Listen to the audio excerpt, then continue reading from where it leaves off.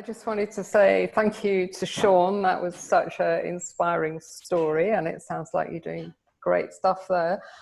And also a comment I wanted to make that Tony might be interested in. So like Sean, you know, I had a problem. I'm 6 years.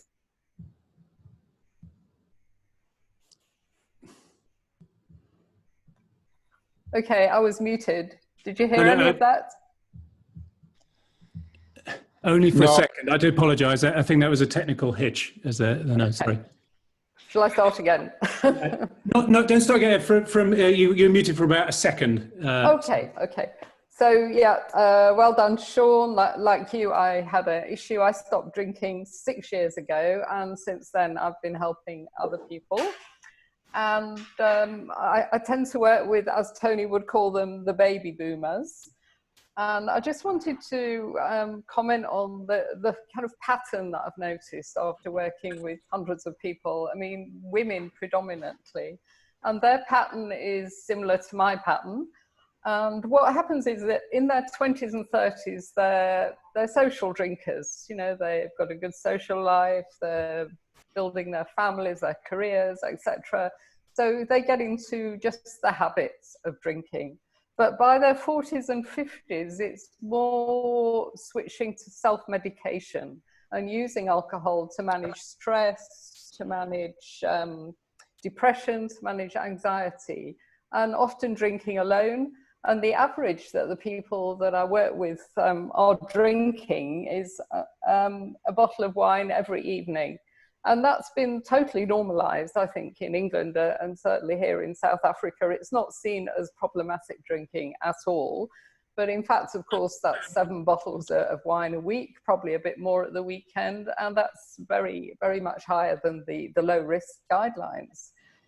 So, and obviously, as we all know, alcohol makes anxiety and depression much worse. And many of the people that I work with, they're already on meds for anxiety and depression. So the alcohol's, you know, counteracting the meds.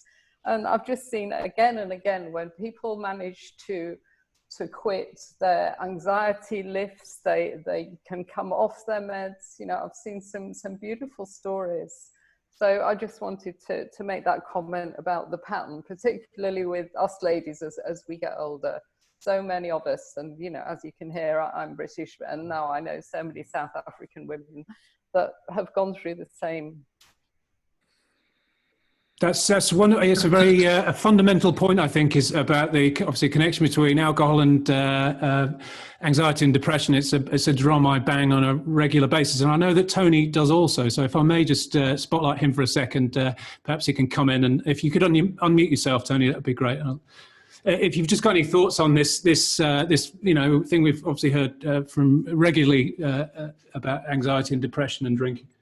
Yeah, thanks, John. It's really interesting point. This because there are 2 observations from this point of view. One is that a lot of the work on women's drinking and the difference between men and women has come out from Scandinavia, and that's been going on for about sort of 10-20 years. So what we know is that the gap between men and women, between women and men in drinking and drinking harmfully has changed over the last 20 years. So whereas it might have been like 4-to-1 or 3-to-1, it's about 2-to-1 now. And I think that reflects both in the sort of statistics and also people accessing services. So that's the important thing to bear in mind. Obviously the role, and so with the sort of baby boomer population of women, if you remember that I'm 55 now, but if you remember sort of in the 80s, there was that sort of ladette culture, wasn't there?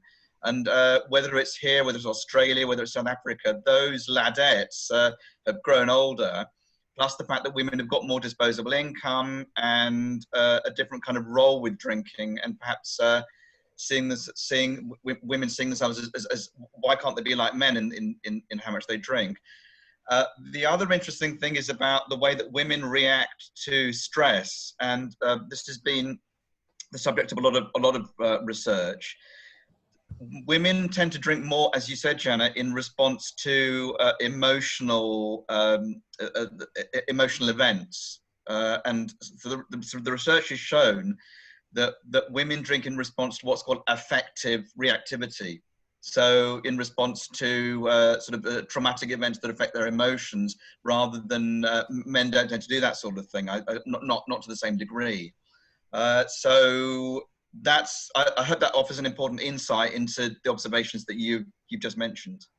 Yeah, and yeah, and I've noticed that we drink, the women drink to numb our emotions because sometimes they're just too uncomfortable. And the people that I work with, as they stop drinking, they often contact me and they say, "Oh, I feel so emotional. I can't stop crying and thinking about this and that." And I just tell them, it's part of it, and we have to learn how to deal with our emotions, and that they're not bad. Even if you feel sad, it's important to experience that, I think. So yeah, and another points, about the Ladettes, I remember them well. I think that these days, even more than in the 80s, the media are targeting women ruthlessly, especially the wine industry. I mean, here in South Africa, I'm in the wine region, and they just, the glamorization of wine, and women are led to believe that we can't possibly have a full and happy life unless we've got a glass of wine beside us, and it's just been so normalized. It's because I don't drink and the people that I work with are gradually stopping. We are seen as very odd people because we don't drink.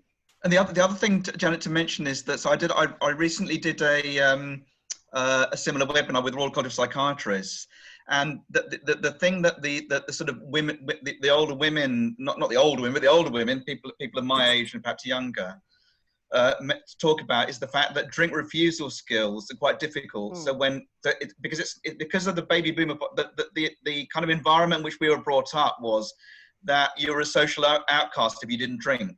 Yeah, and I think that's the problem that's perpetuated and maintained itself now with older women having difficulty with drink refusal skills.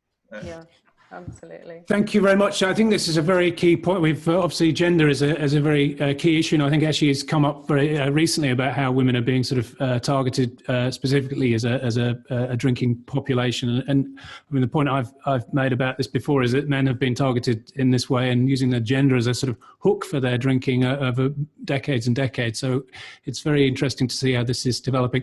If anybody has a question, please raise your hand. It's a bit old-fashioned way to do it, but that's about the best I can. I can see there's somebody from Drinkwise Age Well there with the glasses on, so be prepared to be spotlighted.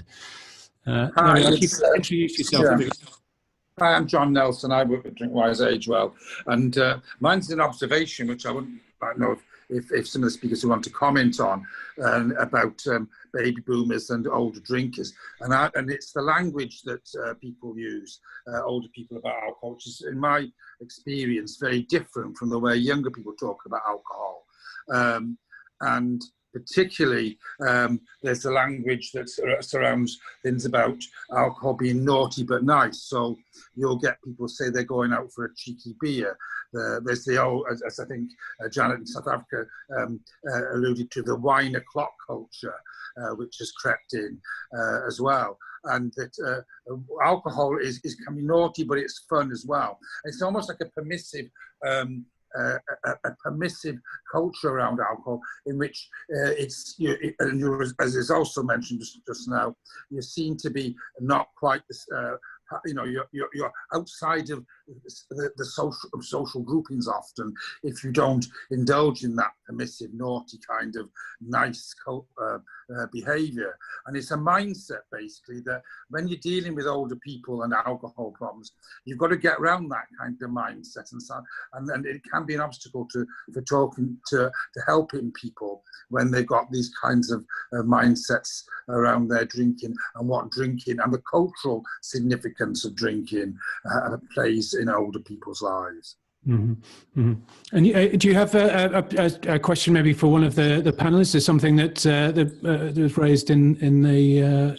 I'd like to think. I'd like to ask well, perhaps for Tony, and does his research and experience bear this out? And if we have an issue with a particular cultural attachment to drinking. If drinking is seen as central to the way people behave within an older generation, how do you break that down? How do you say alcohol is the nice way of talking about alcohol, the fun way? How do you get across the dangerous and damaging ways that alcohol can have on people's lives as well? And basically around the use of language to describe these things. I don't. If you talk, so I'm not an addiction psychiatrist, but if you talk to addiction psychiatrists, they'll tell you, and I've learned a lot from them, that over the last over the centuries, we've had wet periods and dry periods, and we've had prohibition, and then we've had gin lane, and I think that the thing that we're going to have to accept is that alcohol is going to be with us for centuries. But maybe there's something.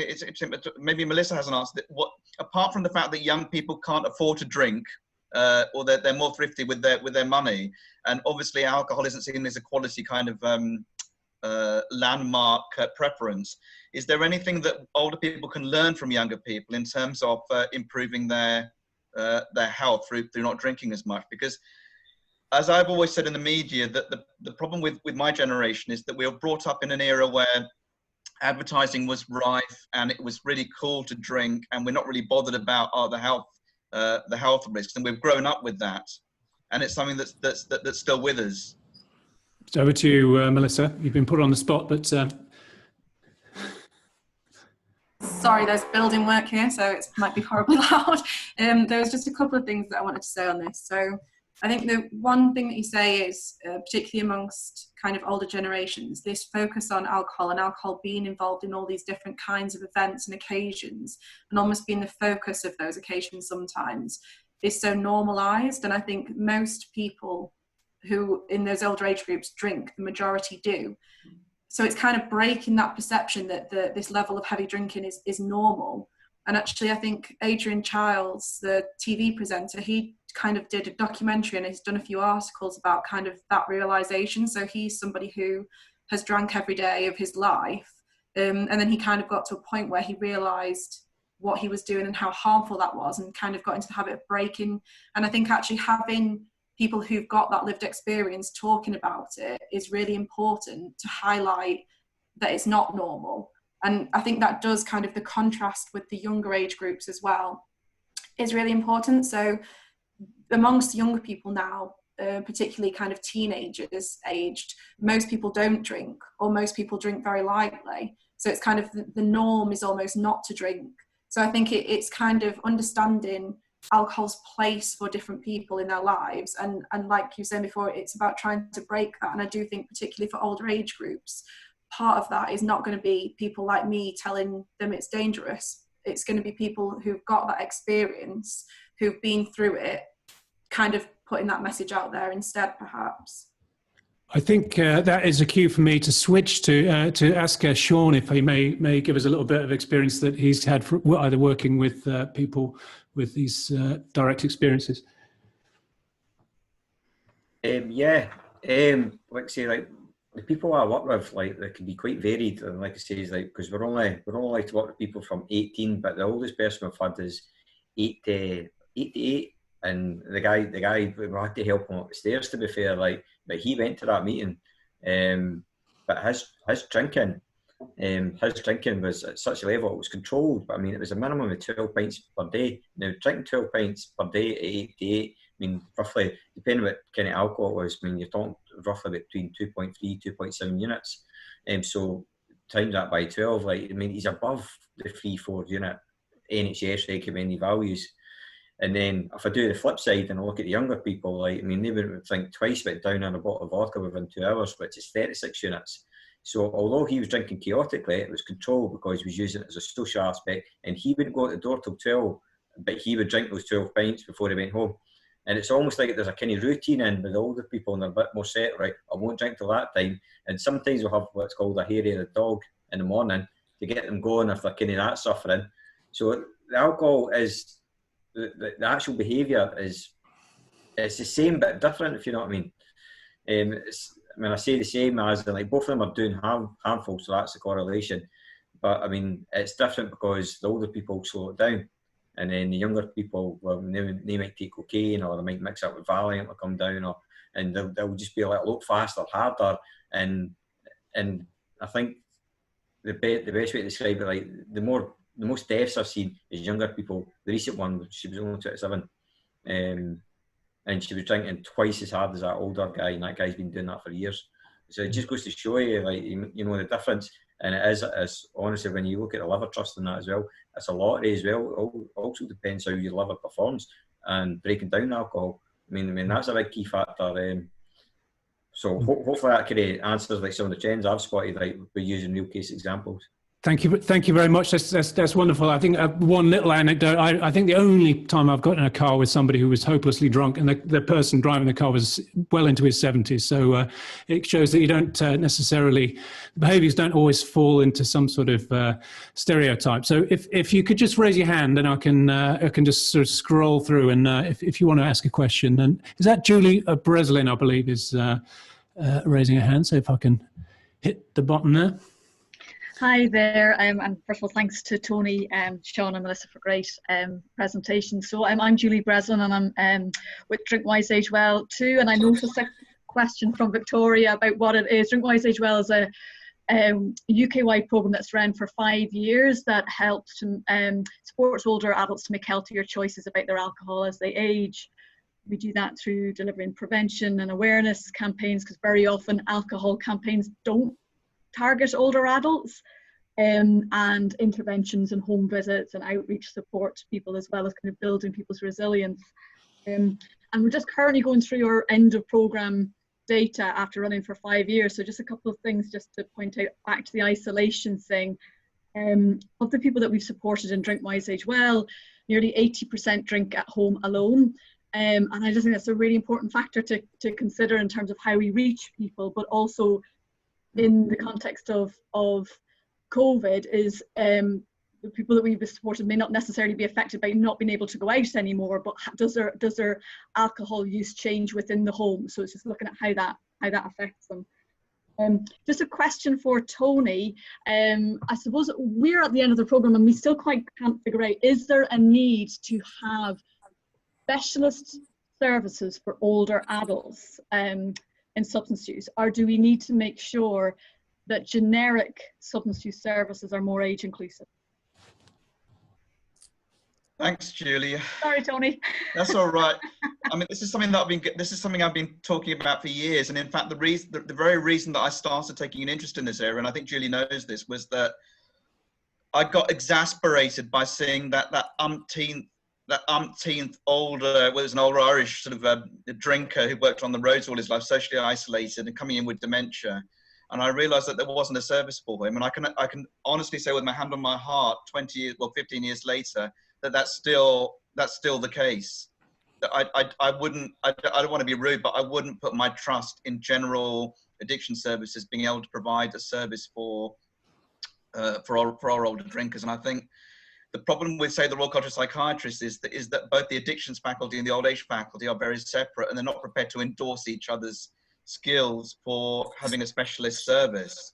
So whether it's an old age psychiatrist like me trying to improve the detection of addiction problems within mental health, or the opposite, I think we need to do something. I don't think we're ever going to win. I hope the legacy from Drinkwise Age Well is that there's a recommendation, there is a specialist older person's addiction service or services around the country. You mentioned that sort of gone out of focus. In reality, not metaphorically. Can I just ask you another quick question about the institutional aspects of this? The intersection between alcohol problems and mental health problems. Could you maybe I've heard in other conversations I've had that people have had difficulty. Which route do you take? Do you go through a mental health route, or do you go through an addiction route? And I just wondered whether you might be able to shed a bit of light onto that, Tony, as somebody who's obviously out there in the field. Yeah, so Phil, what I can tell you is that it's not to do with need; it's to do with money, unfortunately, these days. And we all know that there was, there are various tweets going around about.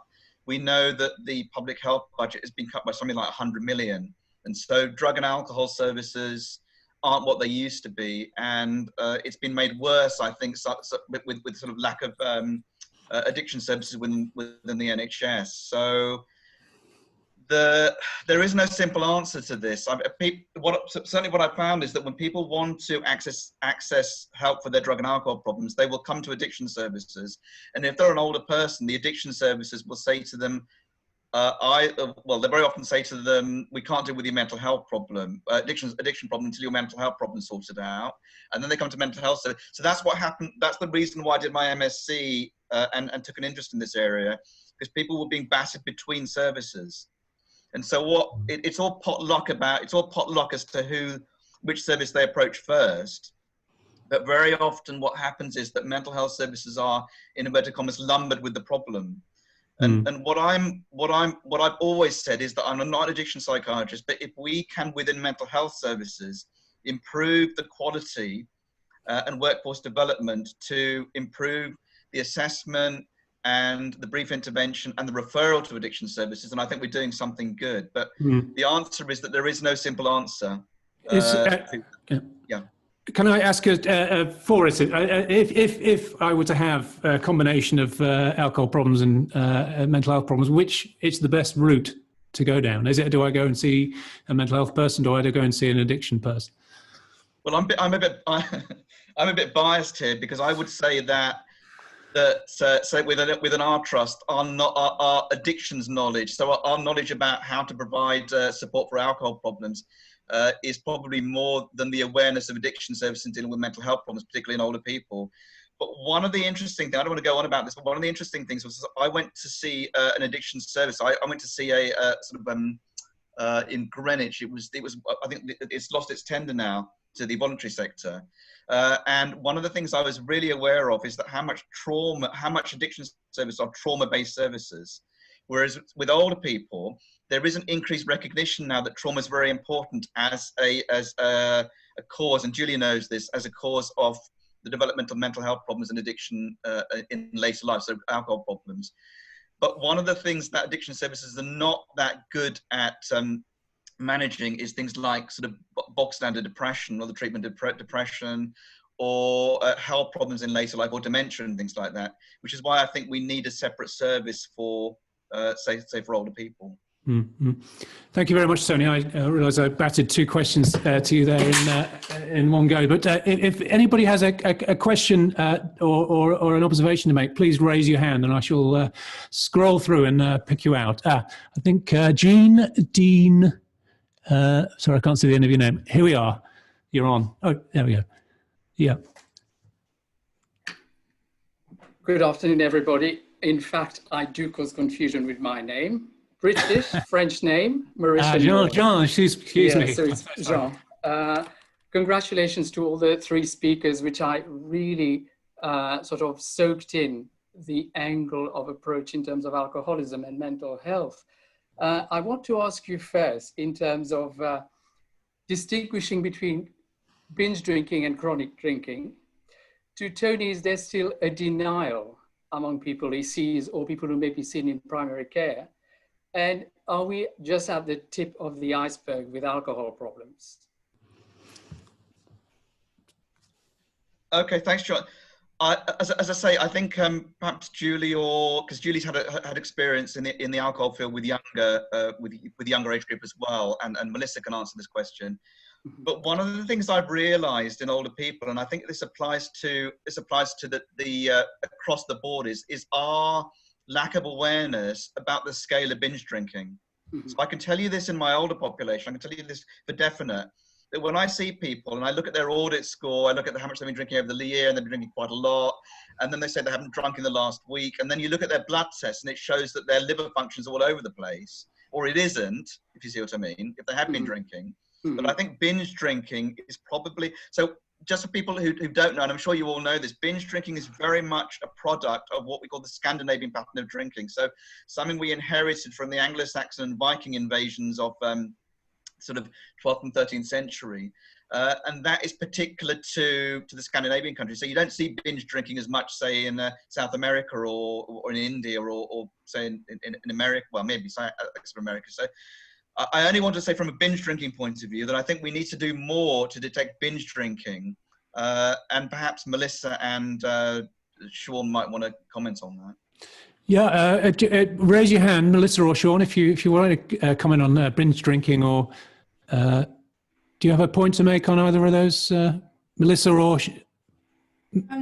Yeah. Yeah, I kind of. Yeah, let me. You're in. Yeah, you're on. Sorry, I'm a bit amateurish. That's fine. Yeah, so I think one thing in terms of kind of the detecting binge drinking, one of the kind of key things at the moment is the brief interventions in kind of primary care, where they give the audit and then people are given advice around binge drinking and they're drinking more widely. But I do think that is, although it's good for some groups, it's not kind of administered very consistently. So in some ways it's quite good, because I think it is generally people who are of lower socioeconomic position who are more likely to get administered it, and they're actually more at risk of harms. So in terms of, I mean, if there's going to be kind of inconsistency in the way it's applied, it's at least in the right direction at the moment. But I do think the question about are we at the tip of the iceberg is really interesting, because although we are seeing declines in young people, which you would expect over time to kind of hopefully be maintained and to kind of lead to less problems overall, as I was saying before, there is kind of this very new and at the moment small body of work which seems to be suggesting that although they're drinking less overall, binge drinking is actually increasing. And I think that is really problematic, because there is, you know, that is the most harmful kind of drinking, and that is where most of the harms lie. So I think looking at overall trends is not enough. You need to consider what's happening within it, what's happening within drinking occasions as well. Yeah, I think that's something that's obviously specific to, as Tony said, the sort of Northern European countries. This it's really getting you money's worth out of a small amount of alcohol. If you want to get the biggest bang for the buck, then you drink it all in one go. And it's unfortunately, from a sort of mental health and brain function point of view, is probably the worst thing you can do. But I see Jean has got his hand up there. Let me just sort that out. Yeah. Yes. Well, no, thank you very much for that. Those responses, Tony. I totally agree. You made my day by mentioning liver function tests, which is used in laboratory testing. And the reason why I ask those questions is because it fascinates me. Every type of alcohol topic or lecture I attend, the one aspect which seems to be left out is what do we do about laboratory diagnostic testing for alcohol consumption? And in the UK, you will find people will say, well, you must just see what your liver is doing. It only affects the liver, and you'll get the enzymes or the proteins in the liver which are affected. But in fact, as you're all aware, alcoholism affects the mental state, the reproductive state, and all sorts of physiological changes.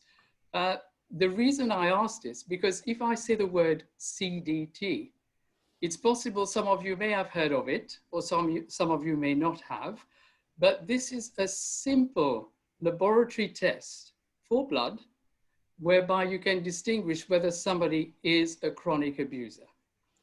And it's been on the market for since 2008. In fact, it goes back to the 70s, but many people didn't know about it. And currently this sort of test is used in what they call forensic testing. For example, the DVLA uses this test, the aviation industry. But I live in East London, in Hackney, and my wife is actually a GP. And the reason I asked the previous questions was, of the 80% of patients she actually sees for the 10-minute slots they have, that was pre-COVID, most of them said would come in with depression, feeling isolated, and not knowing what the real cause was, whether thyroid problems or some other issue. And because we had the CDT testing available locally in East London, so we had coached the GPs to ask their patient, like doing HIV testing, whether they would consent to doing this test. And would you believe it? Most of these people, in fact, were found to be chronic abusers. What is quite curious is this CDT testing, the CDT is called carbohydrate deficient transferrin. It's elevated specifically in chronic abuse. So anyone at risk of chronic abuse will have a positive test for this marker. But it only takes, as Janet said she drank a bottle of wine.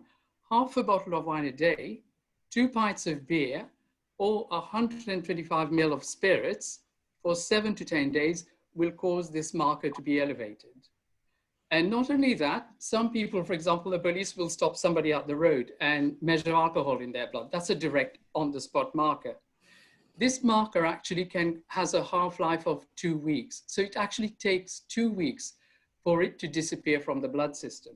So therefore you can, if you ask somebody how much they've been drinking in terms of filling questionnaires, which is what frustrates my wife, is they will always tell you they're drinking half the amount they're supposed to. And I think Tony will agree with that. So it's always double it up. And therefore, this has been very useful in assessing such cases. And as Sean has said, this type of marker is extremely relevant in veterans returning from wars and whatever they've been in, because they would tend to turn to alcohol. But I think there's very much, if you like, a distinction between the psychology, if you like, the non-laboratory testing of conditions. And of course, here we have a test which has been in existence for quite a number of years, available, but in fact, it hasn't been, if you like, gelled together. The women who are pregnant, you've heard about fetal alcohol syndrome disorder. Women who should be tested for this test. You know, we've spent less than a year generating COVID testing, and yet we haven't really, all of us, pointed out on a marker for alcohol test. And I'm telling you, there's one available now. The reason I say this is, I'm sorry, I'll leave the floor to you, is I'm promoting the test equally for people in this field, because I'm the chair of the International Federation of Clinical Chemistry for CDT Testing Working Group. So we are heavily trying to make people aware, particularly psychiatrists, that this test is available, and I think should probably work hand in hand with the work that you're doing. So therefore, with people, we've noticed, if you have a result in black and white, a number, and we're not telling people they must stop drinking, but it's a way for them to, if you like, to do an MOT of their drinking lifestyle. And this is how actually the test became very successful in East London, not accusing people saying you've got a drink problem, but it's really, why don't you assess your drinking lifestyle? And this have a wide spectrum. Primary care is the first instance, emergency departments, the armed forces, the transport industry, needless to say, but you can guess for yourself, there's a massive plethora of testing that's available, but this is in fact the up-to-date and most specific marker for testing chronic alcohol consumption. Can I just quickly ask you a question? It sounds to me like obviously somebody who's written about this and sort of tried to make sense of these statistics. I mean, it sounds like the perfect tool for a journalist, let alone a doctor. So could you tell me why is this not being used? The reason being, there were the manufacturers who manufactured the test, the CDT test in the 80s, each had their own ways to manufacture the marker, so how you would measure it in the laboratory, let's say, and each of them had a different cutoff for the CDT. So in a court of law, if you had manufacturer A with its cutoff, and then you had yours assessed by manufacturer B, the judge could not decide whether this person needed to have their license suspended, revoked, or re-granted. So within the International Federation, I'll go IFCC for short, you can check it on the internet or through my LinkedIn page. It is that what we've done as a group of scientists, and I thank you, Phil, for saying in terms of publication, I've published nothing. I'm a laboratory scientist by profession. We've devised a way, and the International Federation, every blood test you have has to go through this body, to standardize the test for all the manufacturers. So in 2017, the test is now known as CDT IFCC. So anywhere you go in the world and you have this test done, it varies from 15, 20 pounds to some crooks who will charge you up to 100 pounds for those. But it does vary in price, but it has one cutoff. 1.8%, the CDT value, will show that you are clinically at risk, and a value of 2% confirms forensically that you are at risk of alcohol consumption. It doesn't relate to the amount of alcohol that is drunk, but it actually gives you a black and white picture that this person is at risk and has to be helped further.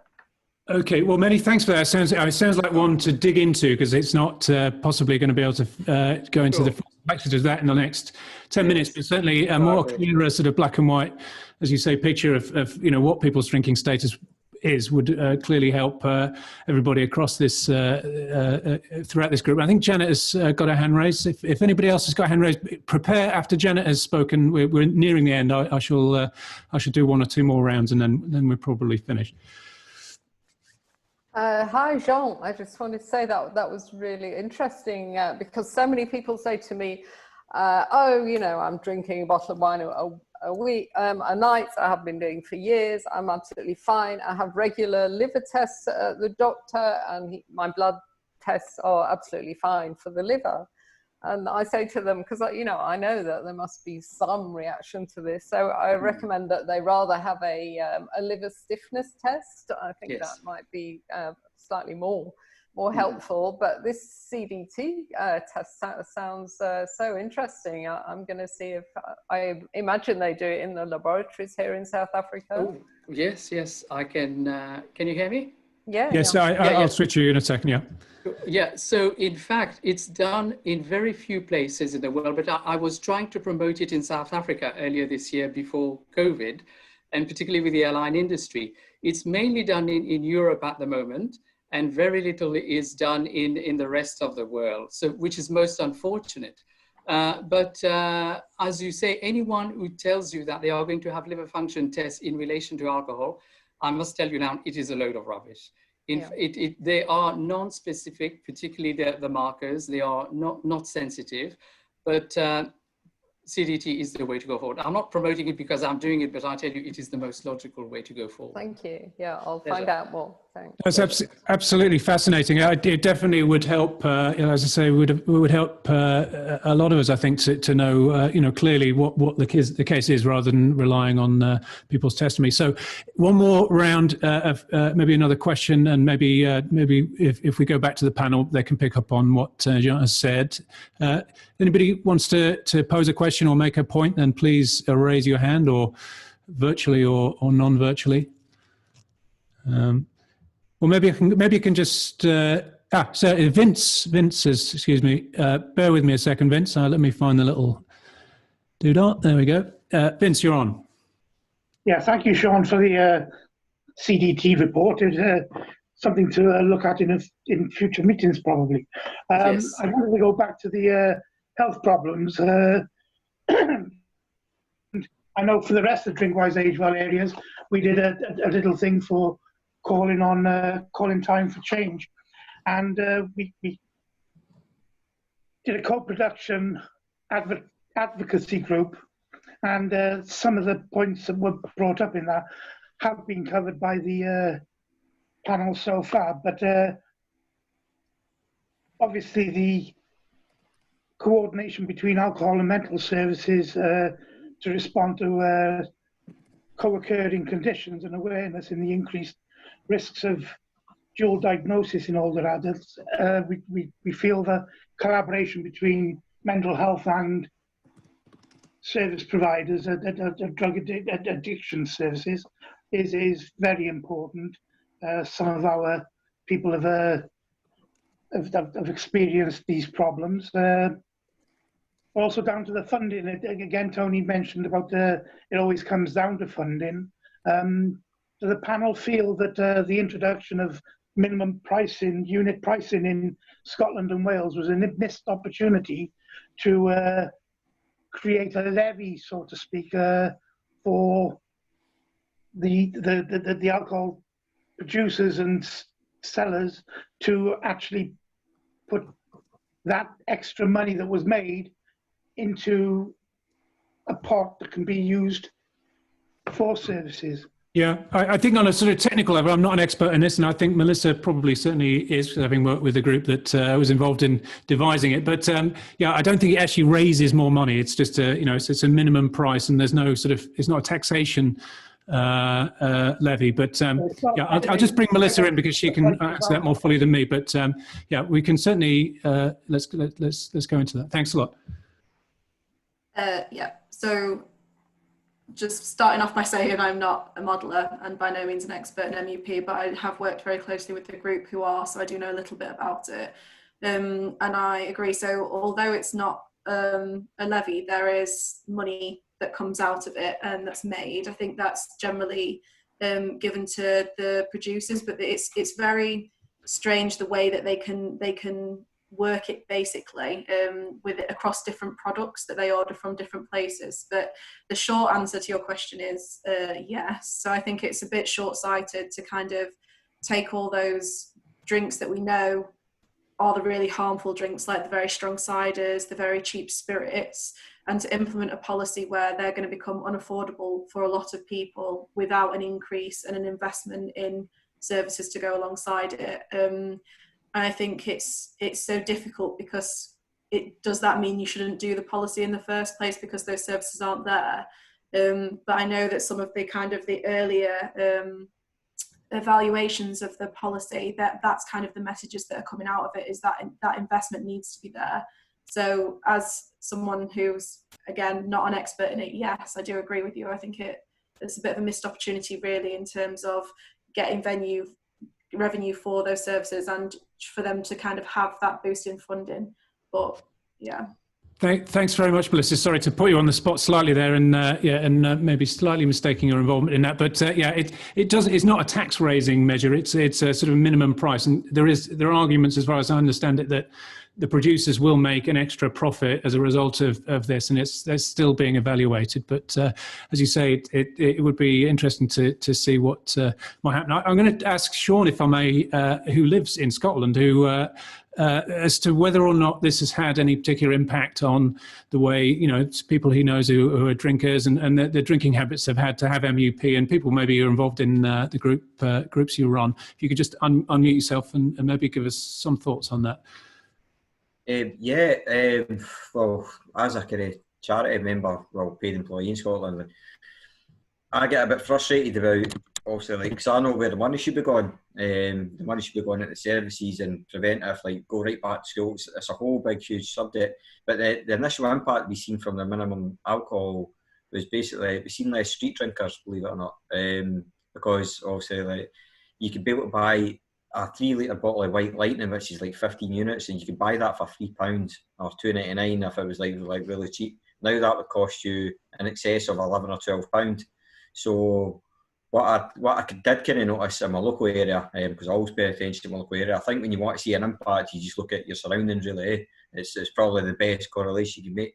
On the buses, I've seen some of the local dependent drinkers, they were drinking, instead of carrying about big large bottles, they just went to small quarter bottles of alcohol, because it's alcohol they need. It wouldn't matter what price they were going to pay for it, they just swap products. So we're not really tackling the problem by raising the price, because we're not really tackling the reason why they were drinking. And also, Drinkaware, they'll send almost no Drinkaware, sorry, some of the big whiskey companies recently in Edinburgh, they offered up to £10,000, but Smart Recovery weren't eligible because we were already a registered charity. But we were we could use that to develop more meetings and maybe put some money into research, because we've got our CEO who's got a PhD and she's involved with NHS research, and we can actually see how Smart works and if we can do stuff better, to be honest. Because I think we should always be improving. I don't believe Smart's got all the answers, but we should definitely be looking at improvements constantly, how we can provide a better service. But hopefully that answers your question, Phil. It does indeed. There is some people have raised objections to MUP in that it might encourage, by increasing the price of alcohol, it might, you mentioned, I think, in the comments somewhere about people who use other substances as well. Have you noticed people switching to different, favouring one substance as opposed to alcohol as it gets more expensive? Yeah. Well, basically, the biggest impact I've seen, the Scotland's, and I don't know if you looked at the kind of drug deaths as well. I know it's slightly off topic from alcohol, but 67% of the drug deaths in 2018, I know they didn't do it 2019 because of COVID. We're right, we're probably the highest in the world now.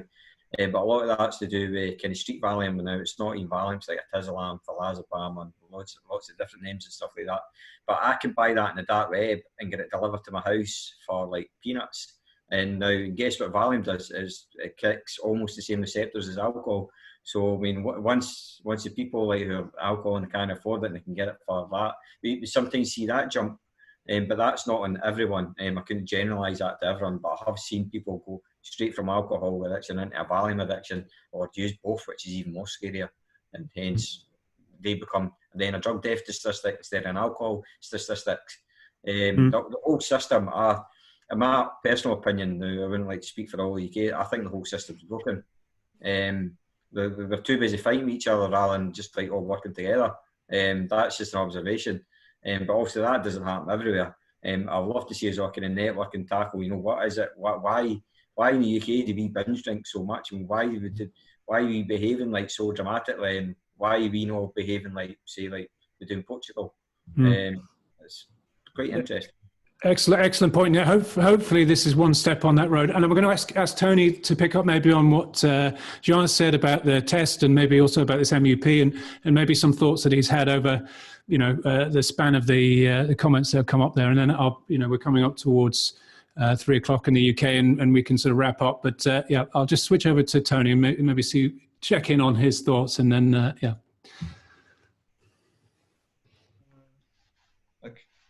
Okay. You're on, Tony. Yeah. Okay. Thanks. As far as CDT goes, I don't want to eat too much, as I said in the chat. I don't want to eat too much into the conversation here, but it's interesting that I first came across CDT when I was a houseman in Charing Cross in 1990, Jean. So interesting, because I worked for a hepatologist who was there. So I mean, CDT is expensive, but it certainly is a lot more, it tells you a lot more about the alcohol-related damage. So it's a lot more sensitive and specific compared with standard tests such as what's called MCV, so big blood cells, and also gamma GT, which is an enzyme in the liver. I don't really have much of a comment about minimum unit pricing, other than to kind of support the organization in which I'm a member, and that's the Alcohol Health Alliance, in saying that there's just such good evidence that although reasonable drinkers, people not drinking heavily, will be paying a slightly more of an amount per week for their alcohol, in the end it's for the public good, and it will reduce the burden of alcohol-related harm in this country, well, for England, because it's not being considered at the moment, in spite of the fact the coalition government promised it in 2012. And I have to say that I do think it will reap rewards in reducing alcohol-related harm.